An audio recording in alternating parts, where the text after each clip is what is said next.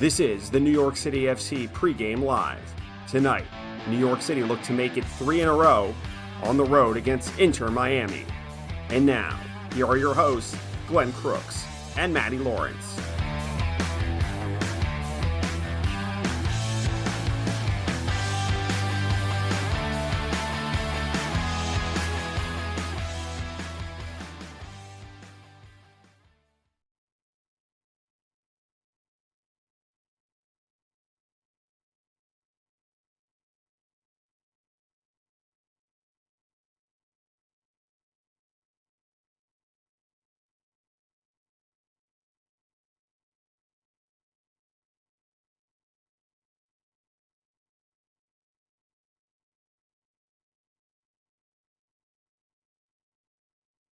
City, no changes. He's Matty Lawrence. I'm Glenn Crooks. We're your commentators on the English side for radio on the New York City FC network.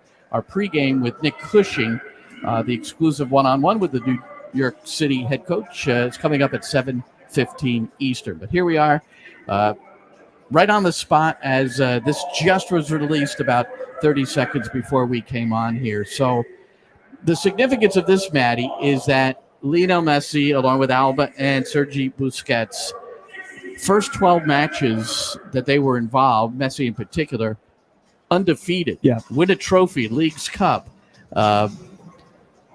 Since Messi's been out injured, and it's still a mysterious injury, no one's really defined exactly what it is. Tata Martino, his coach, has said muscle fatigue, but it has to be certainly a little worse than that. But they have 1 win, 2 losses, 1 draw in the 4 matches without Messi, and now this will be number 5. And then you got New York City that's won on the road just once this year in 15 games. So a lot going on in this one. But first, no Messi. No Messi, which is a shame, I think, for the neutral. I think a shame for us as well, Glenn. Oh, yeah, if you're going to come and watch a game of football, you want to watch the best players, and you want to watch Alba, and you want to watch Messi. Look, for Nick Cushing and NYCFC, it's a massive bonus. It's a huge positive. You're not dealing with one of the best, if not the best player that there's ever been. You know, he's up there for me with Maradona, with Pele, and with Ronaldo, obviously. It's a massive positive. No wonder they're not as good without one of the best players there's ever been. So we're not surprised with that. I don't think we're surprised that he's not playing. He was trotted out, wasn't he, yesterday, I think, in training for like 30 seconds to make it a little bit of a game, a guessing game. I think ultimately we all knew if he wasn't fit enough to be on the bench or take a penalty in midweek in the US Open Cup final, he wasn't going to be fit here. I was expecting possibly for him to be on the bench, but you know, it's a crying shame for the football lover, but it's, as I say, it's a massive bonus for NYCFC. And that's a great point, I think. The fact that he wasn't even on the bench on Wednesday in the U.S. Open Cup final you're referring to right here at the DRV PNK Stadium. And there, let's get another look at what is this quickly constructed stadium for Inter Miami. I think in 9 months now there was a stadium here. It was called Lockhart Stadium, and that's when the Fort Lauderdale Strikers in the old North American Soccer League, this is the site of where they played their matches, but it had to be refurbished. It was a bunch of weeds. I had come back here recruiting a few times.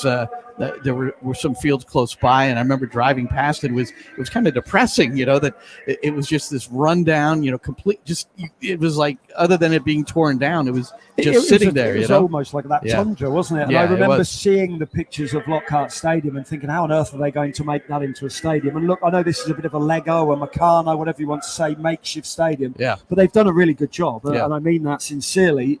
It's a pretty good setting. We've got a lovely picture behind us. It's a picturesque view. And the pitch, let's be honest, the main thing that matters is the pitch. The pitch is absolutely perfect. Fantastic. We know that it's obviously very hot, dry, humid down here. Yeah. But the pitch is perfect, and they're watering it an awful lot. They're not right now, but they certainly have been. I think this is a very good setting for a game of football. And what we've got here is 2 very young teams as well. Yeah, let's get through that.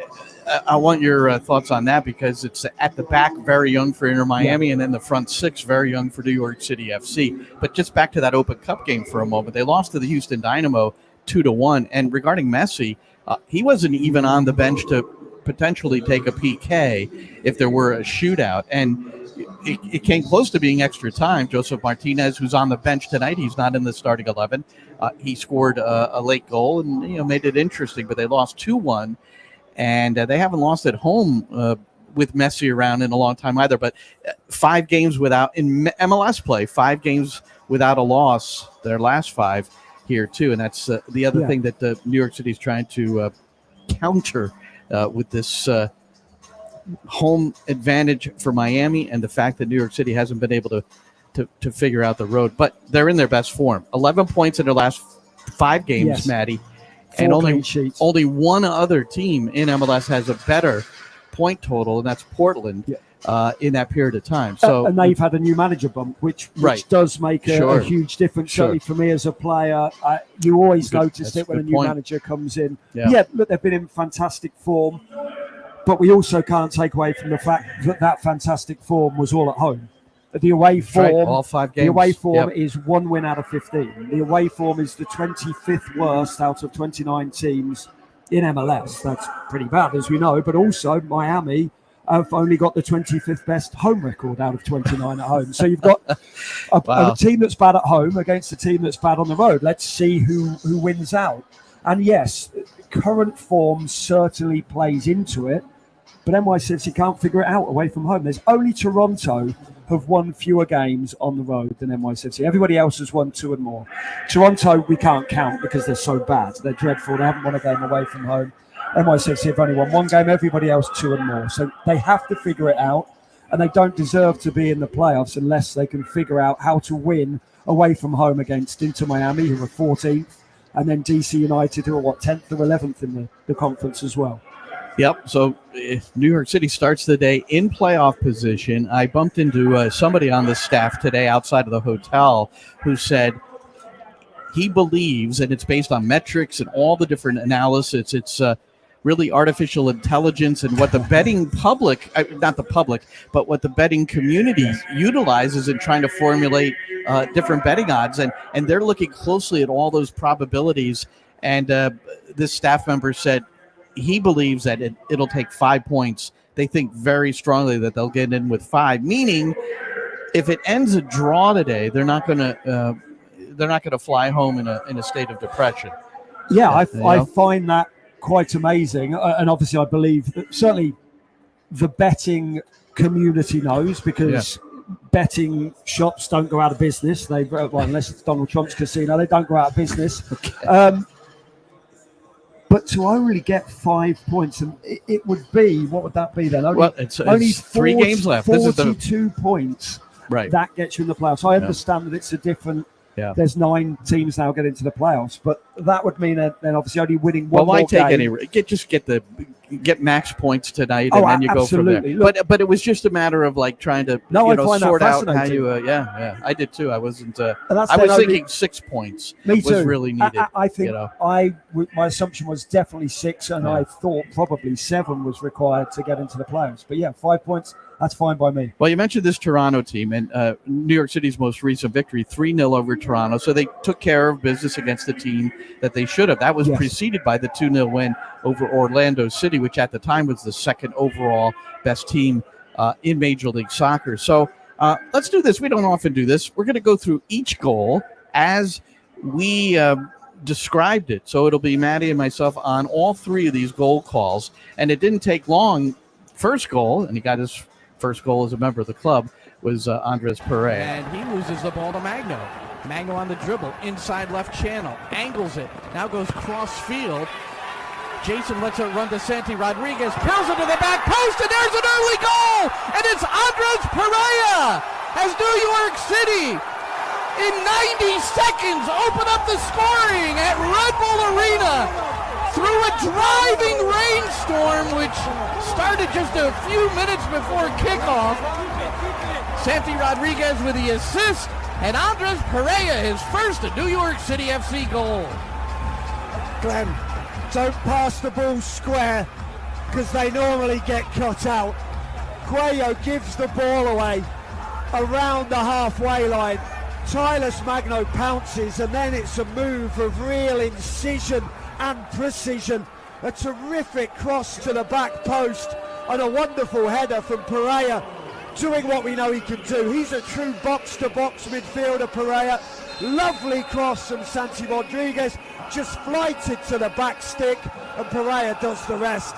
Now, Glenn, if I'm a TFC fan watching on, if I'm Terry Dunfield, I'm incredibly worried being 1-0 down away from home after 90 seconds. Yep. They should have been, because although it took another 45 minutes or so to get the second goal, but let's focus on that one. You know, the number of times that we've described turnovers in the center of the park and what that's meant.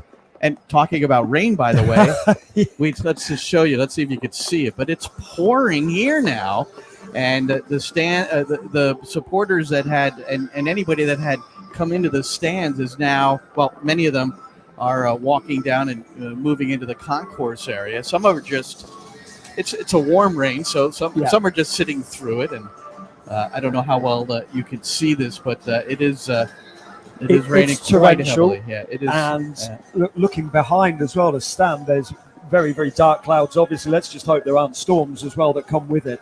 We haven't seen any lightning behind us, but let's hope we don't. Well, this is really similar to what was going on when Pereira scored. Yeah. It didn't last through the match, but it just came suddenly, as did the goal. Yes, it did. And look, the goal, as we said, and as you just mentioned, square balls in the middle third of the field. They get cut out so often.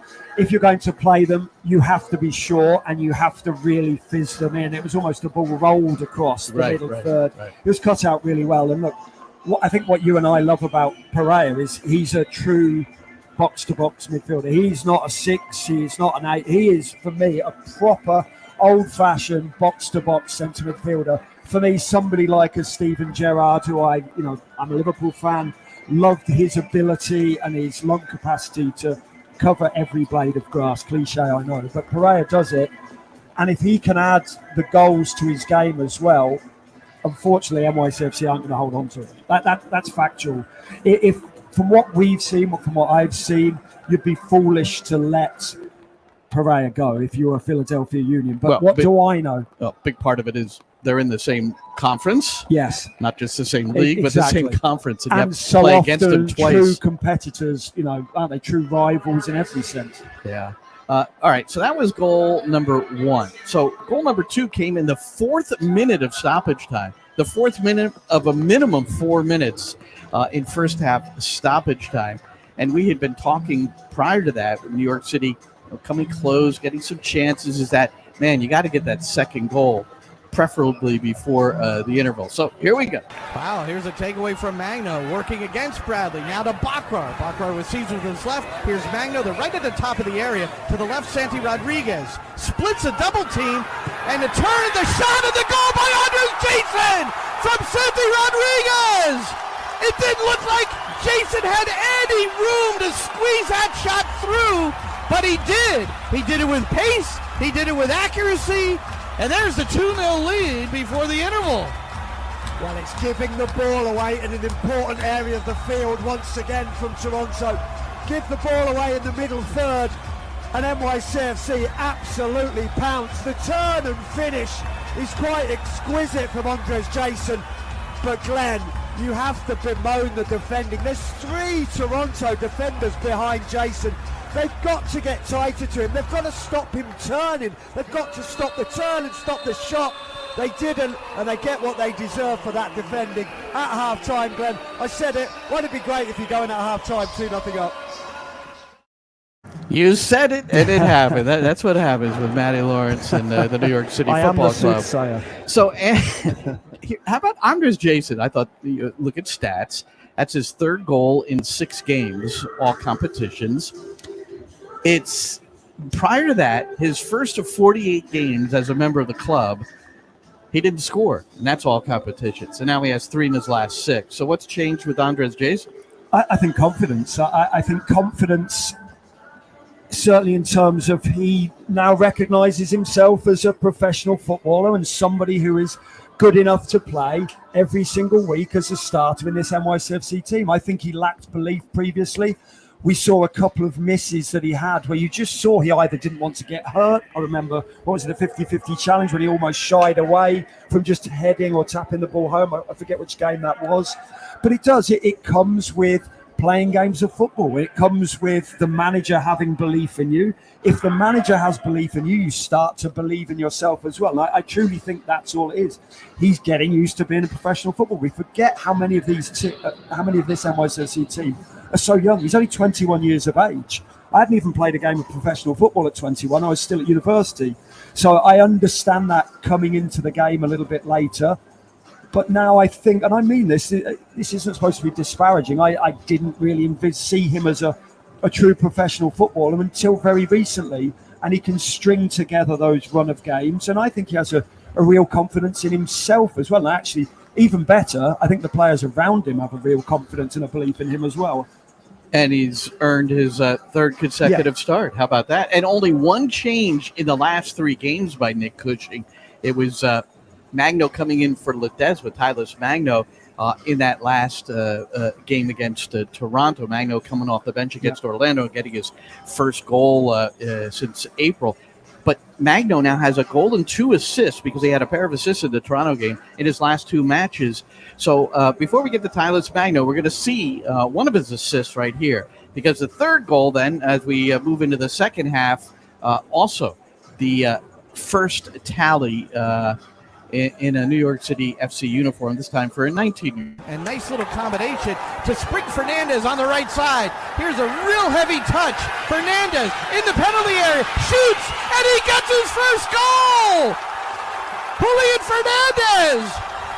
He worked his way past Antonoglu, got it in the penalty area, had it on the left peg, that's where he wants it, and he curled it past the keeper, and New York City increases their margin. It's now 3-0 against Toronto, and likely game over. And how about Tyler Magno? Just talking about his contributions again today, and a nice little combination, and that one-time ball to Spring Fernandez, and then Fernandez did the rest, Matty. Yes, he did. He finishes with real class. Again, Rosted not closing him down, not stopping the shot, but take nothing away from Fernandez. And I love the way he cuts across Antonoglu as well. So the defender can't make a challenge. He opens the whole goal up onto his left foot. But how about the passing?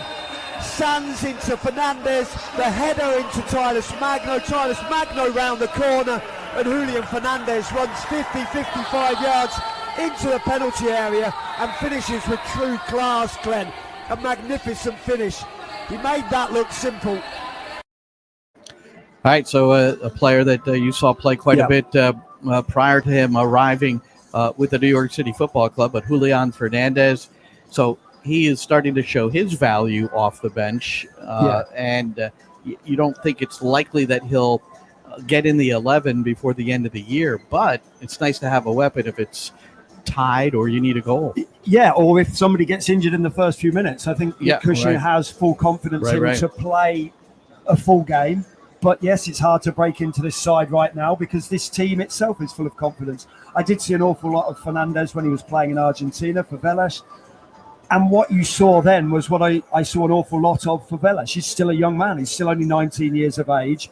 But that grace with which he glides over the field, the way he dribbles the ball, his belief in himself, the way he just cut across Antonoglu as well, so that Antonoglu couldn't even make a challenge. Again, of course, it's against Toronto and their defending is very, very poor, but he made it look simple. The finish was absolutely exquisite, the way he just passed it into the back of the net.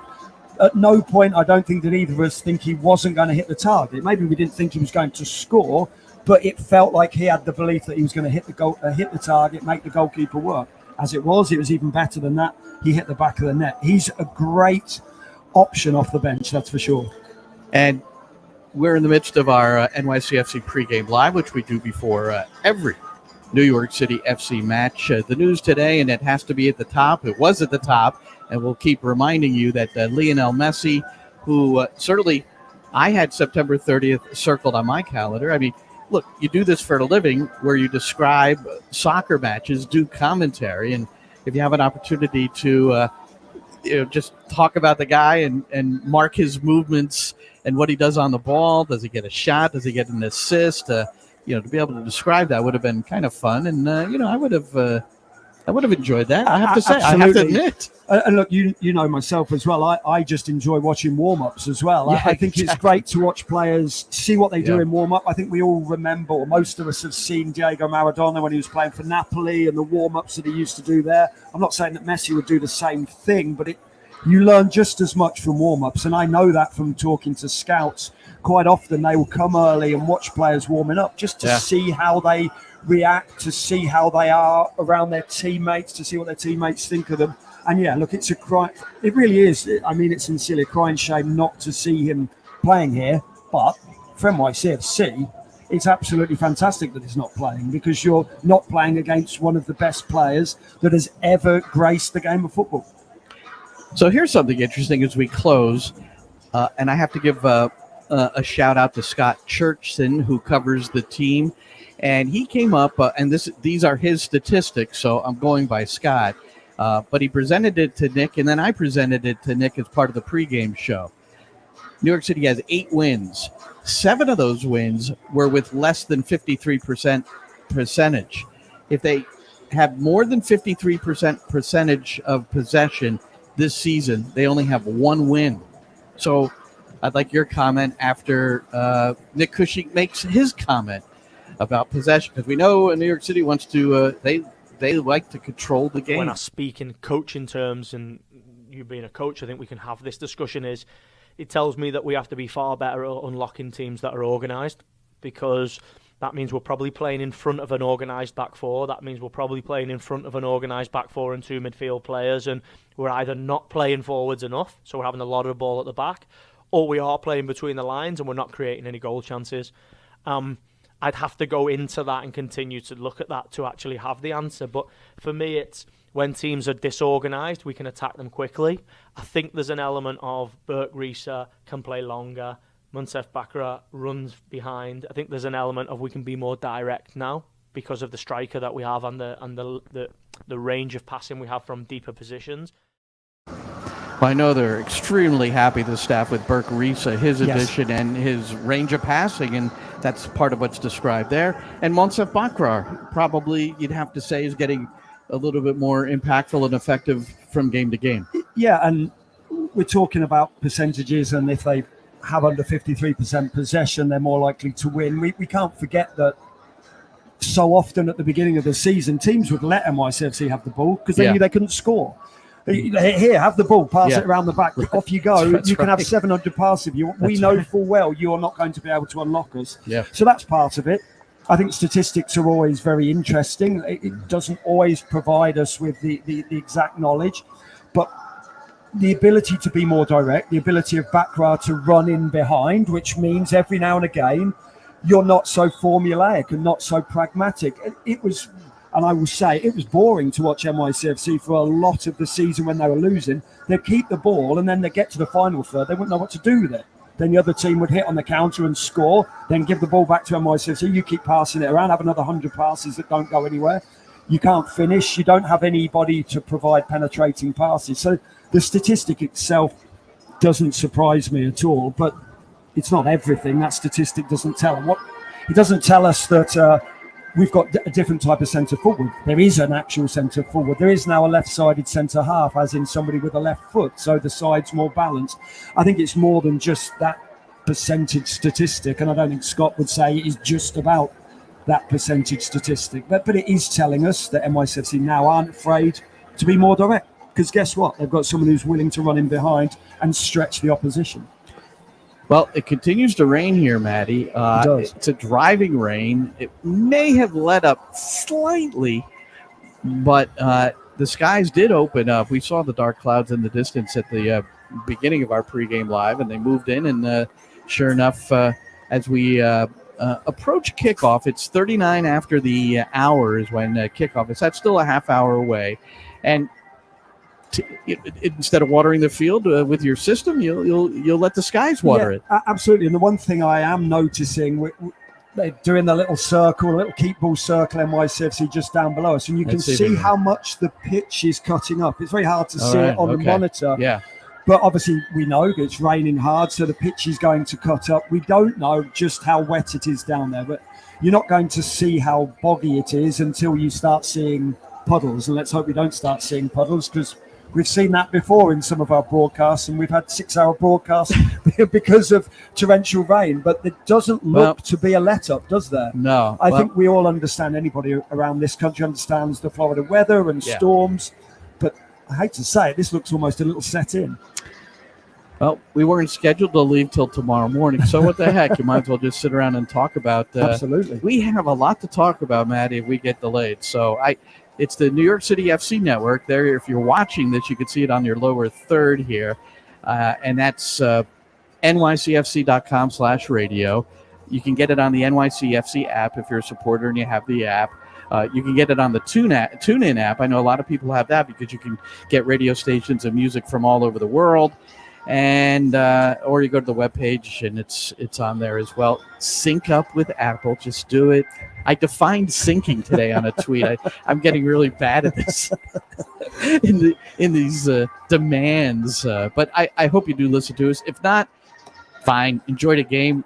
Either way, we'd love to have you with us. For Matty Lawrence, I'm Glenn Crooks. And again, 7:15 airtime for the pregame with Nick Cushing, presented by Ford. Enjoy the game, everybody.